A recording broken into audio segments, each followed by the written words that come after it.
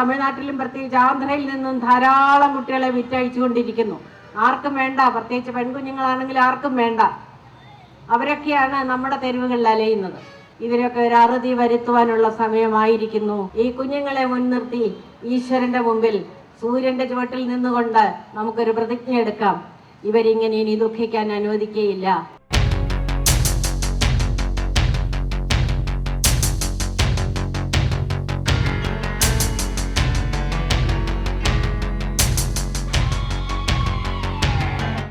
ഇത് 7 വയസ്സുകാരി മണിമൊഴി, തമിഴ്നാട്ടിലെ പണയന്തൂർ സ്വദേശി.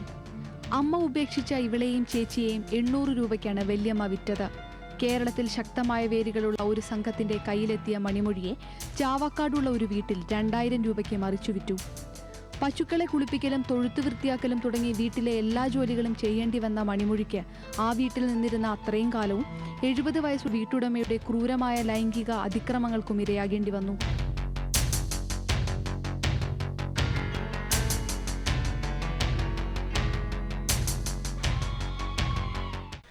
ഇത് മണിമൊഴി, തമിഴ്നാട്ടിലെ പണയന്നൂർ സ്വദേശിനി.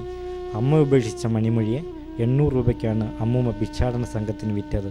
ഭിക്ഷാടന സംഘം മണിമൊഴിയെ 2000 രൂപയ്ക്ക് ചാവക്കാടുള്ള മൊയ്തീൻ എന്ന ആൾക്ക് വീട്ടുവേലയ്ക്കായി മറിച്ചു വിറ്റു.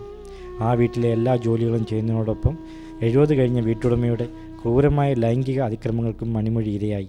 ഇതിനു വഴങ്ങാതിരുന്ന കുട്ടിയെ മുടിചുറ്റിപ്പിടിച്ച് തല ഭിത്തിയിലിടിക്കുകയും മർദ്ദിക്കുകയും ചെയ്തിരുന്നു. ഇതറിഞ്ഞ ജനസേവാ പ്രവർത്തകർ ചെയർമാൻ ജോസ് മാവേലിയുടെ നേതൃത്വത്തിൽ കുട്ടിയെ അവിടെ നിന്നും രക്ഷപ്പെടുത്തി ആശുപത്രിയിലാക്കുകയും പിന്നീട് കുട്ടിയുടെ സംരക്ഷണം ഏറ്റെടുക്കുകയും ചെയ്തു.